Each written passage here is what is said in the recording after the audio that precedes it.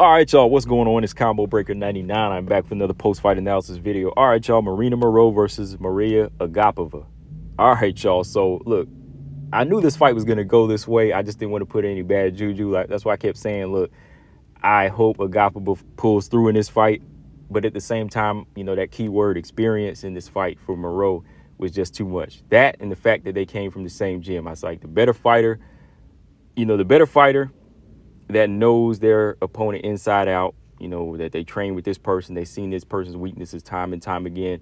I got to go for that fighter. And that's why I had to go for Maryna Moroz. Like, I seen Maryna Moroz stopping her. I just didn't want to say it because I thought if I put that bad juju, it was going to happen. But if I didn't say it, it wasn't going to happen. That's how I was kind of thinking. But look, it happened. Maryna Moroz went in there. She got the finish in 2 rounds over Mariya Agapova. Pretty much went the way I felt it was going to go because, like I said, Moroz, she's the better boxer here.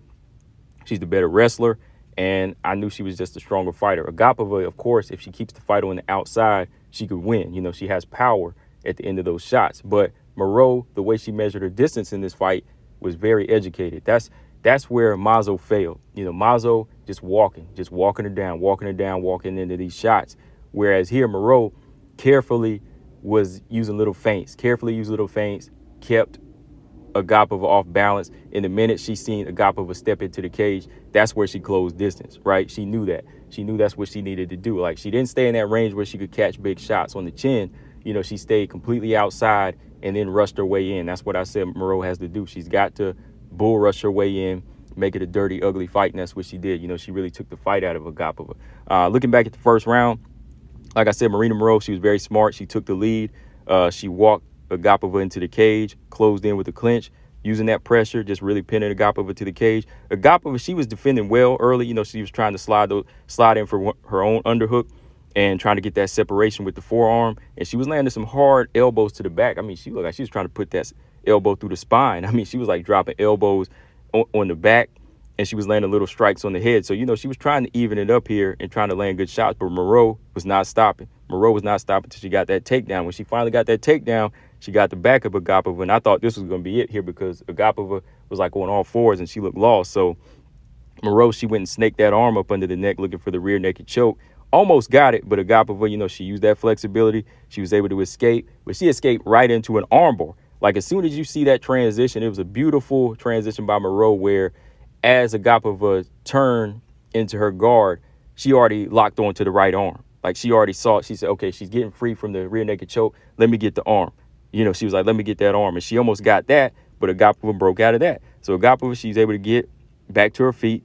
But, she actually reversed here and got on Moroz's back. But Moroz, she got back to her feet, stood up with ease, and just went right back to pressure and, foot stomping, whatever she had to do on the inside to fight real dirty. So Moroz, to me, she won that first round. I mean, commentators thought it was an even round, but I thought it was all Moroz, just with her grappling. Hands down, Moroz won it. The second round, Agapova, in my opinion, she looked gassed. She started to look gassed out here from that fighting on the inside. So Moroz, she easily punched her way back in. Like I said, you don't let the long fighter get into a rhythm, and she didn't. Moroz, she bull rushed her way back in, punched her way back in, got into another clinch, landed some knees to the body, took this fight right back down to the ground, landed some good ground and pound. I mean, she was vicious. I mean, she really took the fight to Agapova, was just really taking it out of her, landing good shots to the side of the head, elbows, until finally, she just wore her down, turned her over, got that full mount, landed some more ground and pound, then locked in that head and arm choke and just would not let go until Agapova tapped. So that was an impressive performance by Maryna Moroz, after 2 years off. I definitely got to give her a lot of credit for that. We were taking a lot away from her, not necessarily from her skill set. Like I said, I was never taken away from the fighter in Maryna Moroz. I was more so taken away from the inactivity. This is the fight game. We're fight fans, so we want to see you fight. And the day you stop fighting, that's when we start taking points from you, not based off of your skill or your character or whatever, whatever you do in the octagon. We talking about you just taking time off and just holding up fights. You know what I mean? Especially when you pull out when Manona's supposed to fight you, Taylor Santos is supposed to fight you, Montana's supposed to fight you. These fighters are going to feel a certain way, so the fans, we feel a certain way. So that's where the cutoff is for Maryna Moroz with me whenever, she's not consistent. But when she shows up, she's a good fighter.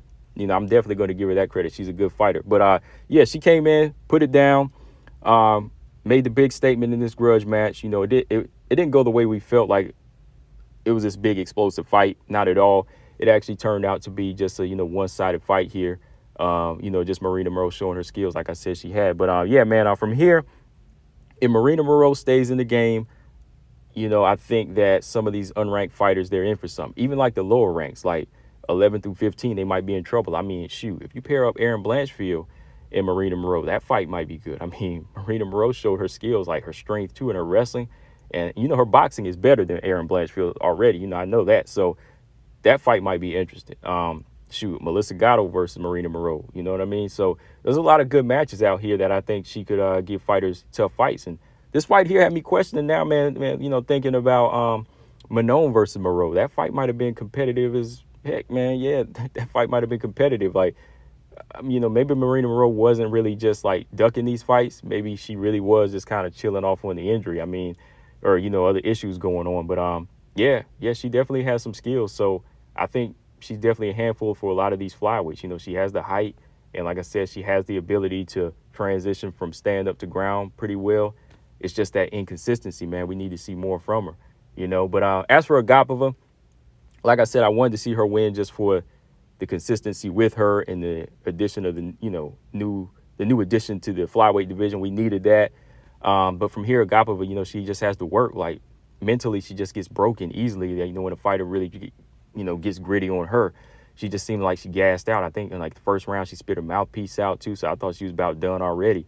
She just really needs to work on her gas tank, her cardio and her ability to, switch it up and work on that takedown defense. I know that Moreau knows her well because they're from the same gym, but imagine what happens when she faces some of these other gritty fighters that, that like to take it to the ground. It's going to be hard. Even the Jillian Robertson, I think, could handle her on the ground for real. So, yeah, man, Agapova just got to get some more work in. She's young. Get it in. This is one of the reasons why I just couldn't put her in that triple threat yet or quadruple threat. People kept asking me about that, but I was like, no, I still see something a little bit more in Miranda Maverick than I do her. Like, there's still consistency with Miranda whenever it comes down to her growth. Like, you can still see that she's a smart fighter and she's willing to learn from her mistakes. Like, she's never been like completely washed like this. I know Erin got the win over. That was just like a style matchup.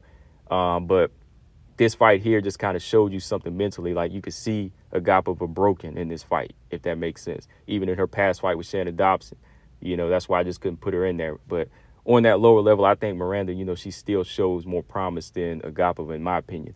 But yeah, man, that's all I got on this, guys. Let me know in the comment section what y'all think. Do y'all think Maryna Moroz is going to fight at least 2 times this year?